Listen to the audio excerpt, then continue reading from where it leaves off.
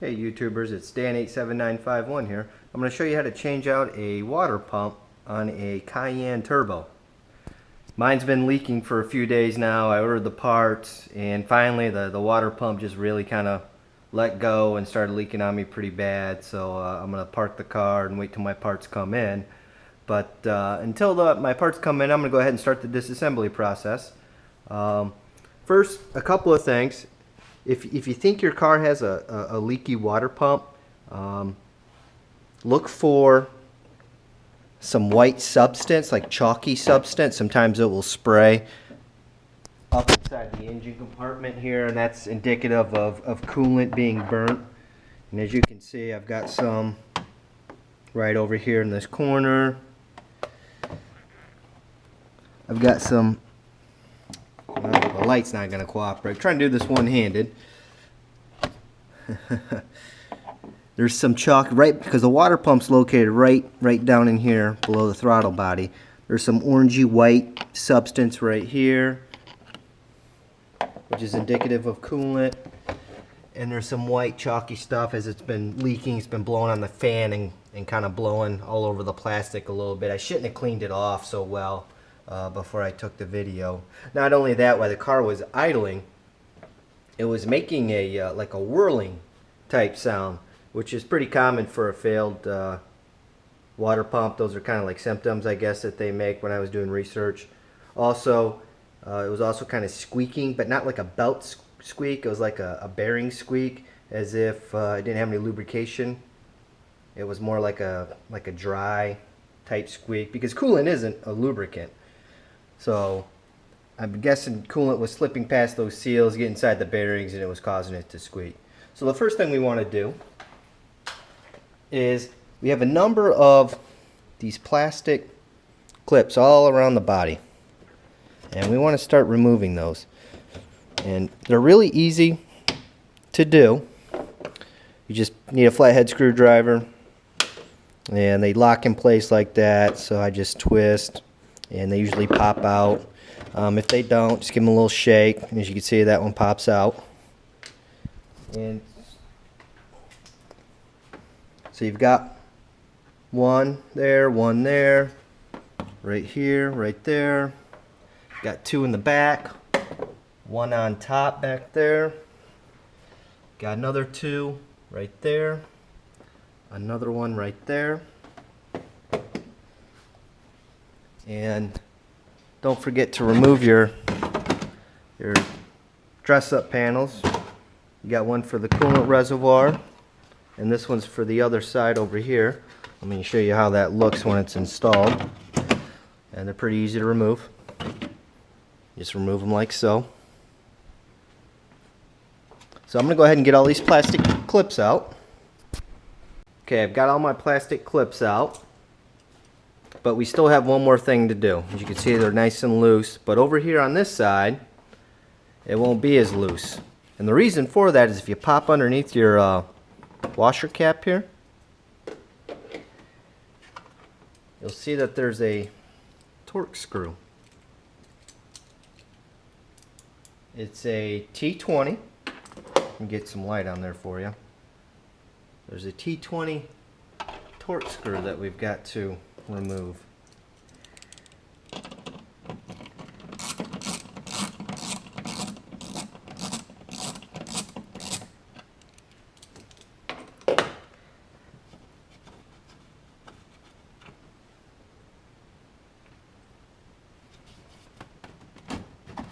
And there we go. So that's one panel.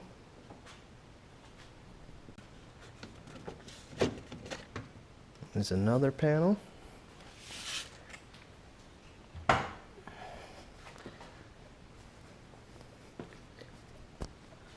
Do this panel next.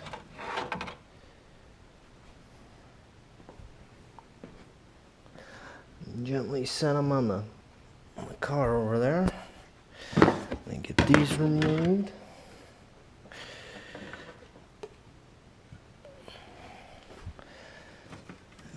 Top one right here.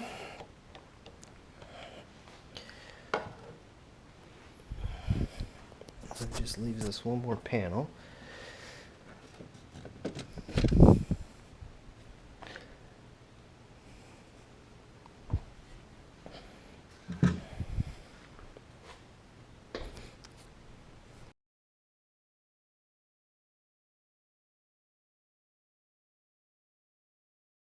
Okay, the next step is to get some of this piping and the throttle body and this cover out of the way. So with this cover, all you do is just lift up on either side and it'll pop right off.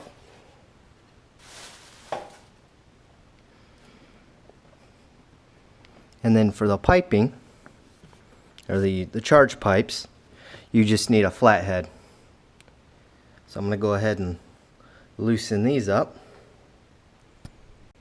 Okay, I got the hose clamps loosened up, so we can start maneuvering this out of the way. And you'll want to start removing some connectors.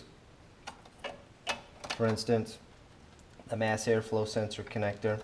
Be very careful with this stuff because it's plastic and it's kind of brittle. So that goes out of the way. You want to replace or remove this connector as well. You just push down, slide out. And then over here, these hoses, you want to loosen this up. You just pull straight down and out, and it'll come loose. The next thing is this Y pipe, the intake manifold here, is held on by these plastic. They look like bolts, but they're not. And what you do is, if you see that little marking right there, you line it up with the notch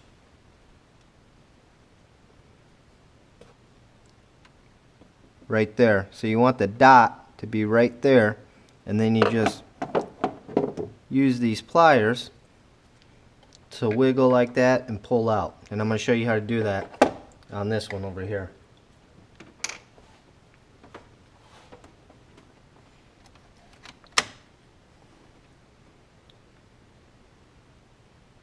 So right here, I need to align that dot over to this spot where it's sticking out, this little squared portion that sticks out.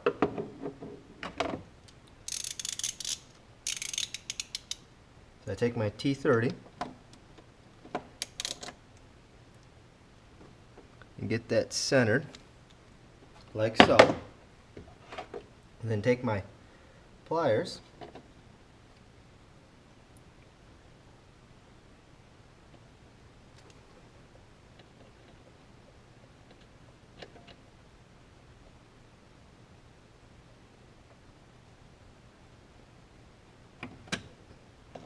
as you can see, it just pulls up.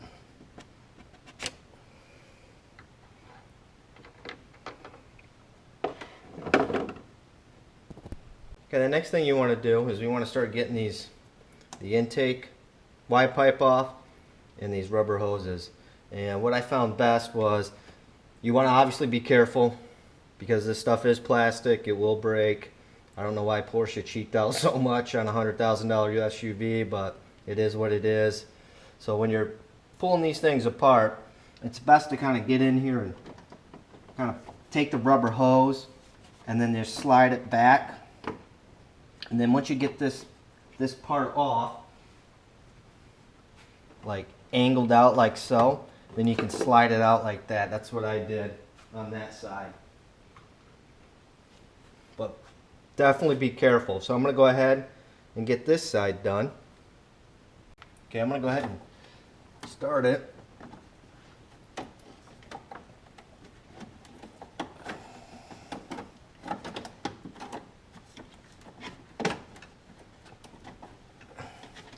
See how the twist motion definitely helps getting those hoses off. And now that we've got the hose clamps and everything off, now's a good time to plug those intercooler pipes with rags, because you definitely do not want anything to get down in there, because that will lead directly to the intercooler and could get sucked up by the turbocharger.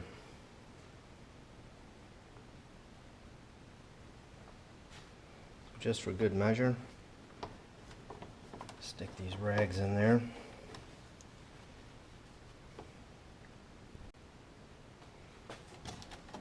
Time to get this Y pipe out of here, the intake. Get it it looks like it's hanging up on the bottom clip here. So I'm going to try the twist motion, and there we go. Looks like it's starting to release.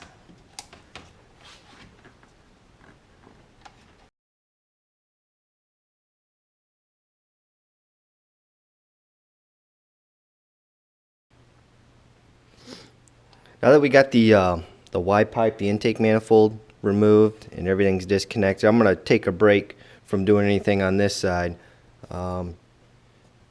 because I think we need to start removing the intercooler pipe and the intake manifold box here, the air filter box.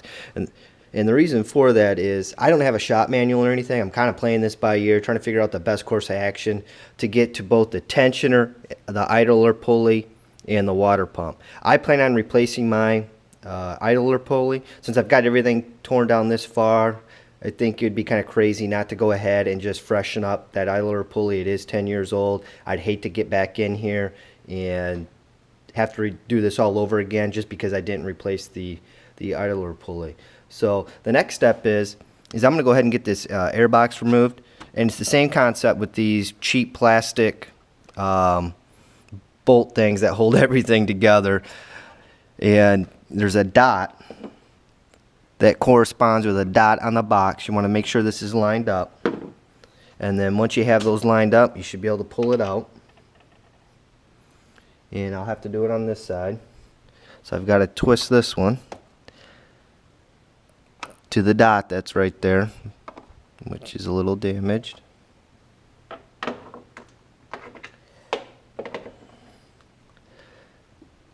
And just wiggle it out, and it should slide right on up.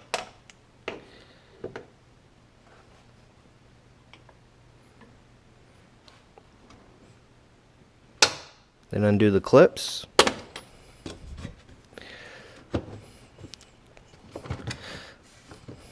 Okay. Now this is going to take some finagling, and I won't be able to do it with just one hand. But what you'll want to do is pull this pipe out and give yourself enough clearance so you can push this box forward and lift straight up. So I'm going to go ahead and get that done now. Now that the air box is removed, you want to make sure you stick something in this pipe, because you definitely don't want anything falling down here. This leads directly into the turbocharger and could do some serious damage. So I went ahead and just took a rag just to make sure everything stays nice and safe. Now that I've got the air box removed, now we have access to the charge pipe bolts that connect to the intercooler down there. So I'm going to go ahead and find out what size those are and get those removed. To get better access to those bolts, I went ahead and removed this coolant pipe right here. As you can see, I've got better access. And before you remove this pipe, make sure you put a container under there so it will catch any coolant that comes out. Now we haven't drained the coolant yet. That's going to be a little later, but only about maybe 8 to 10 ounces will come out. As you can see, with the coolant pipe removed, I got plenty of room to get these bolts out. Okay, I got the one bolt out on the charge pipe. I'm now trying to get to the other one. It's tucked in below the pipe, and I'll be honest, man, whatever engineer that designed this, I really want to punch him in the face right about now. But what I found the best way to do, I'll try my best to show you here. I'm doing this one-handed. I don't know how it's going to show up in the light, but I have this tool right here with this ratcheting device on the end, and you slide it in and you can get at it. I don't know if you can see that, but I'm on it right now, and I'm actually loosening it. Not the easiest bolt to get to, so just take your time. Be patient with it as best you can, and it should come out. But make sure you be careful because this is plastic, so try not to ream on this the charge pipe to get an angle on it too much. You might end up cracking it. So after I remove this, I'm going to put a rag in that open hole there because that's in the intercooler, so that way nothing falls down in there. Okay, I got both bolts out for the charge pipe that goes into the intercooler. Next thing to do is to remove the T30 Torx bit that supports the charge pipe right there. So I'm going to go ahead and get that out. Now that we have the charge pipe removed, anytime there's hardware that's associated with a part that I remove, I like to screw it back into that part, so that way it keeps track of it, and I don't there's no chance of me losing it. And also, now would be a good time. There is a rubber seal on this charge pipe. Now would be a good time to replace that.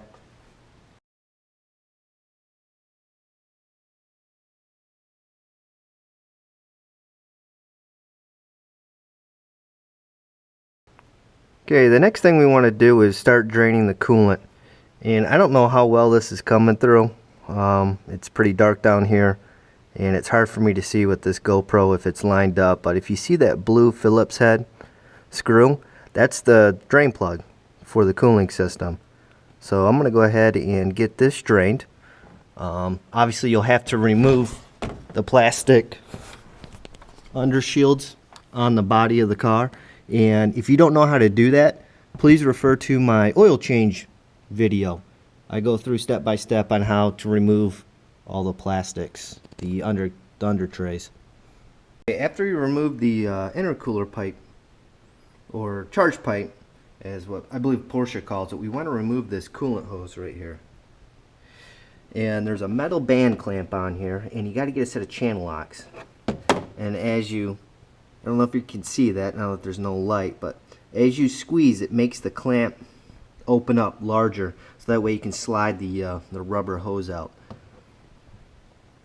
And since the coolant has already been drained, even though you've drained the coolant, don't be alarmed if more coolant's going to come out. So definitely line up a pan underneath here, so that way you can catch any additional coolant that might come out. So I'm going to go ahead and get this coolant pipe removed now. Okay, having a little difficulty getting this coolant pipe off. I was able to slide the clamp back.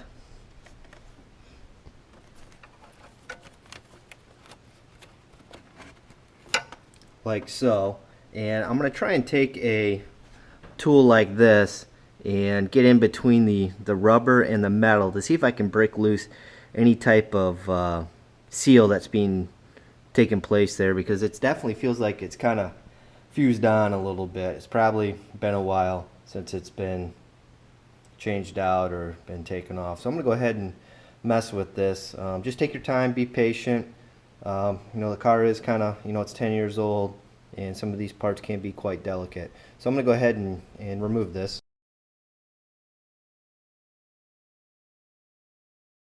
The next thing we want to do is remove the water pump pulley bolts. They're a T30 socket, which is one of those guys. It's a star bit, and I'm using a combination of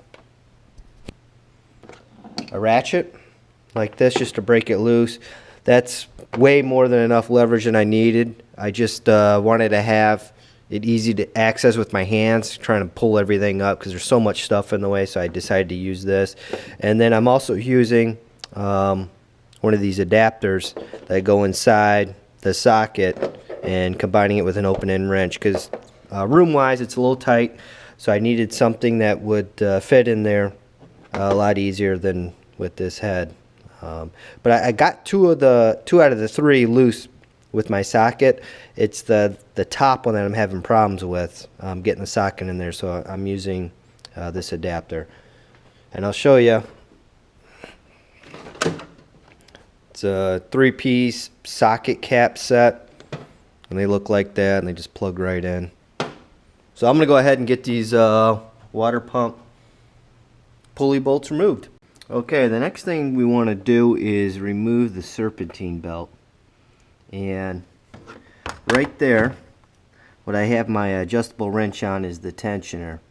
And that provides tension on the serpentine belt.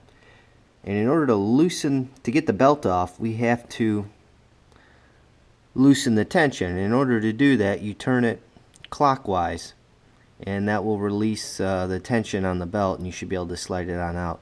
Unfortunately, I do not have the 30mm opened-in wrench, so I'm using an adjustable crescent wrench. It seems to work just fine. So I'm going to go ahead and get this belt removed. Okay, I got the belt tensioner released, and I was able to slide the belt off over the water pump and snake it out. But now I'm in a situation where I can't remove the belt because there's some vacuum lines and hoses right here. And in order to remove the belt, there's actually a disconnection point down here. You got one right there and one right there. And what you do is you squeeze these two where the open areas are.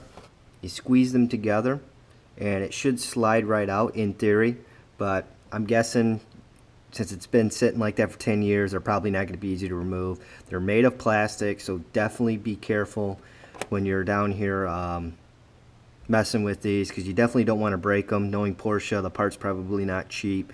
So I'm going to go ahead and tackle this. I'm going to get these two disconnection points disconnected, so that way I can slide the belt out.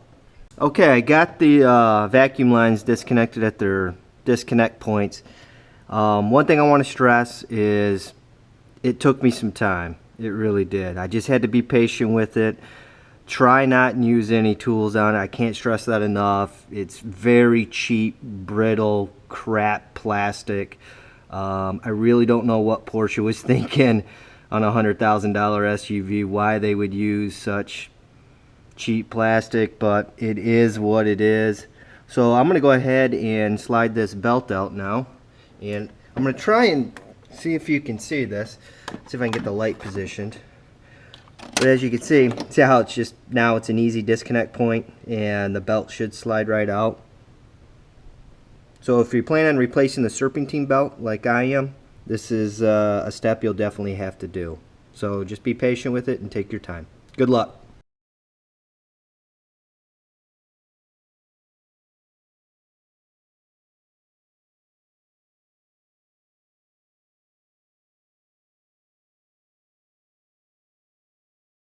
Okay, now that the belt's out of the way, now's a good time to inspect your idler pulleys.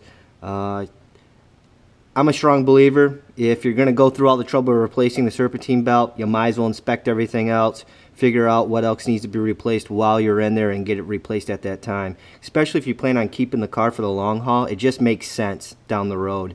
Because you definitely don't want to be digging back through here and having to replace doing all this all over again just because an idler pulley went bad.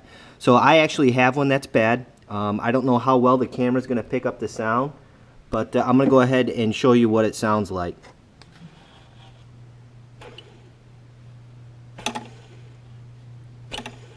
You hear how noisy that is? Sounds kind of gritty. It doesn't have a smooth operation. And if you could imagine, I'm not really spinning it that fast.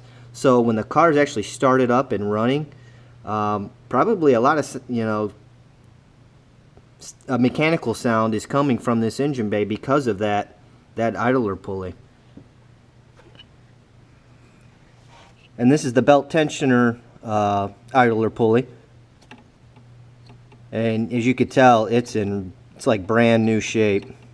I have a feeling it was replaced recently. But it feels nice and smooth. It's quiet as can be.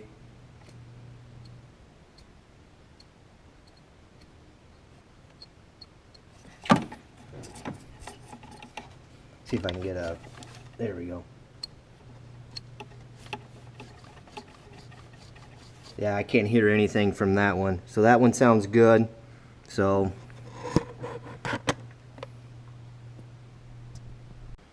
okay, now that we've identified what a bad idler pulley sounds like, it's now time to replace it. And all you need is a Torx bit and a screwdriver. There was a cover plate on here, and all I did is I took my screwdriver and jammed it between the idler pulley and the cover plate and then flipped it out. And that will cause the decorative cover plate to fall right out of there. And then the next step is to take your T50 Torx bit and loosen it up. So I'm going to go ahead and get that done and get this removed.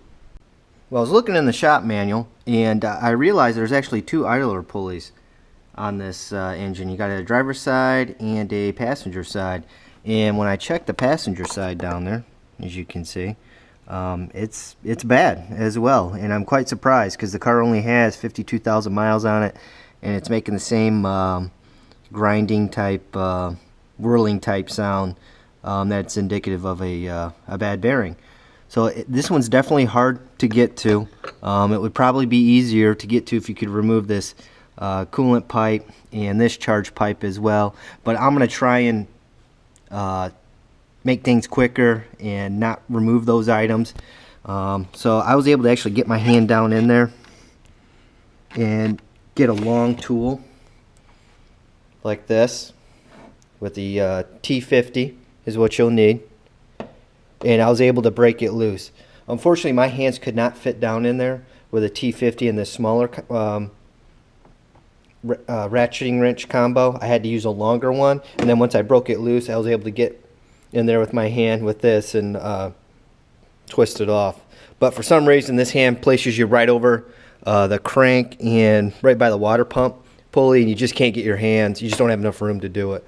So hopefully this tip will help you change the passenger side idler pulley. Good luck. Okay, I got the idler pulley passenger side loose, and I tried to get it out, but there just isn't enough room, unfortunately, and the bolt does not slide out from off the pulley. So I'm thinking once we get the water pump pulley removed, that might give me enough room to snake it around and out over on this side. As I said, I don't have a shop manual to go by. I'm kind of doing what makes sense to me and what the next best logical steps are. So if there's a better way and you know it, by all means, definitely use it. I'm by no means a Porsche certified mechanic. I'm just a hobbyist that's been working on Porsches for probably about 15 years or so now. But I'm going to go ahead and try and get this. The next step is to remove this water pump pulley off the shaft and see if that'll give me enough room to get it out of there. Okay, the next step you want to do is remove the water pump pulley. Since we've already removed the 3 bolts, it's just simply applying pressure towards you and twisting, applying pressure towards you, and slowly but surely it will come off. And now that mine's off, as you can see, there's no question where the leak came from.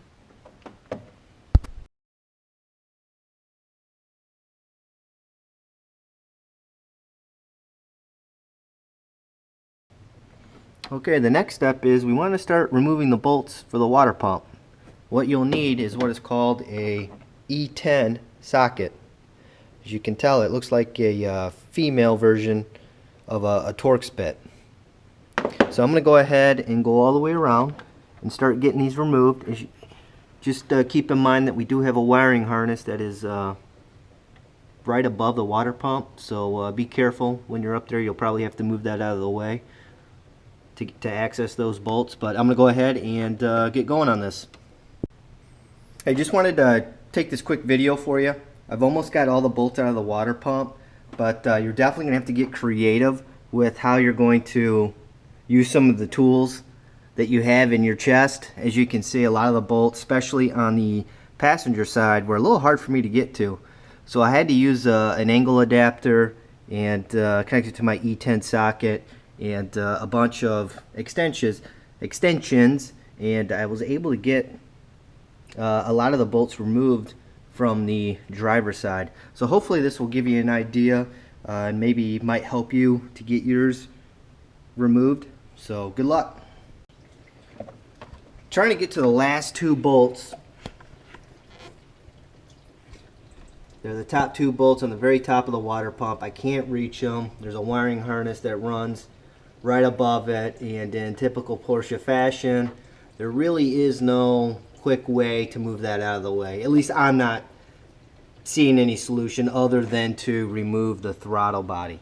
So what I'm going to do is take these 4 bolts out. There's one here, one there, and one down below here. They're T30 Torx, and I'm hoping that once those are removed, I can move this whole assembly up so I can slide my E10 socket in there to release or to loosen up those last 2 bolts. So I'm going to go ahead and give that a shot.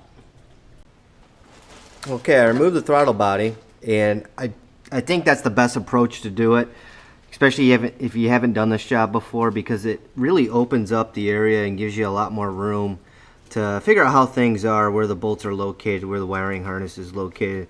I'm sure if you've done this job before, you can probably do it without removing the throttle body, but unfortunately for me, I just couldn't figure out why my E10 socket would not fit on the bolts, the last 2 bolts on the top of the water pump. But once I got the throttle body out, I was able to kind of pry the wiring harness up and was able to get to the last 2 bolts to get it off.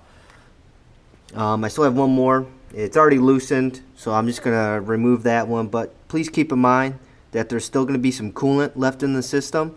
So the moment you remove this water pump, make sure you have a coolant, or excuse me, some type of container below to catch any coolant that does come out.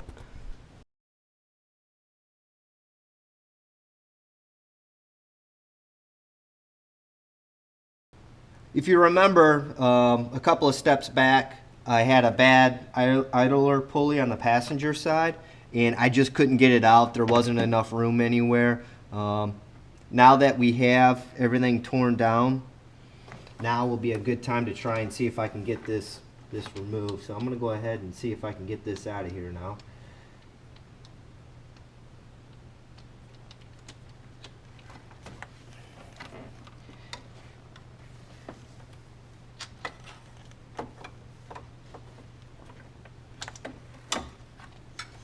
There we go.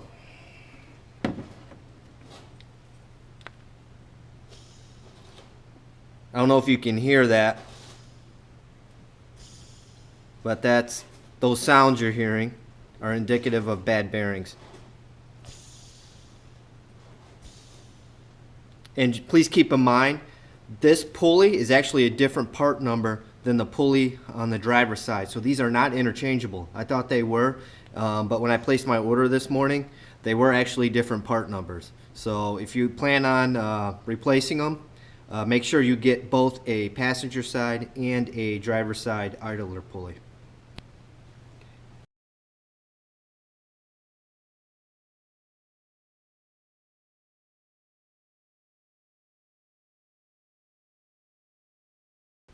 Okay, I got the engine all degreased. As you can see, it came out pretty good. This is only about 20 minutes worth of work, so first 5 minutes was just letting the purple power and simple green kind of do its thing and work its magic. And thankfully I've got hot and cold water right in my garage, so the hot water definitely helps speed up the process of blasting this grease off of there. And just keep in mind that you want to take some precautions. We have a lot of open hoses and whatnot, so as you can see, I wrapped things that were open and exposed in plastic to reduce any risk of water getting down in there. Not only that, if you have a hose, make sure you have a sprayer on it, so that way you can actually turn the water on when you already have it down below the intake manifold and the intake pipe. That will also limit your risk of any water getting down in there. Other than that, just take your time, and the work will definitely pay off, as you can see.